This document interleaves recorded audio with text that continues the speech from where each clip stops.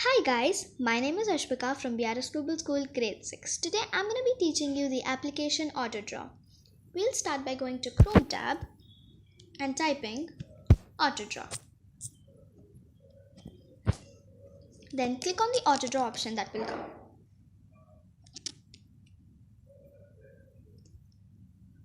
And if you want to start over a drawing, you're supposed to start over it. Now, Autodraw is just a fun game where the AI guesses your drawing and gives you options to choose from. So let me give you an example.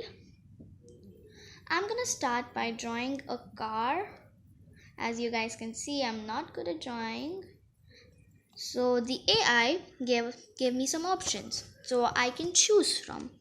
I will stick with this car. Now I also want to give colors to this.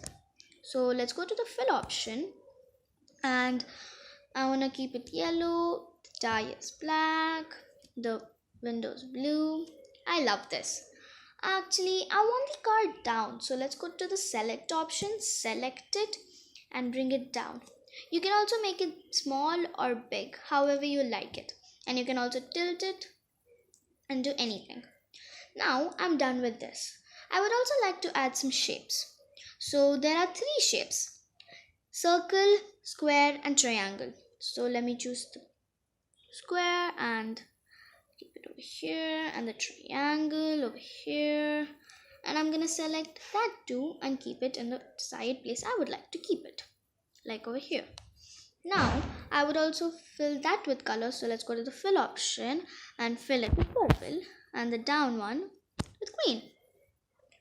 Now there's this type option too. So here you can type anything.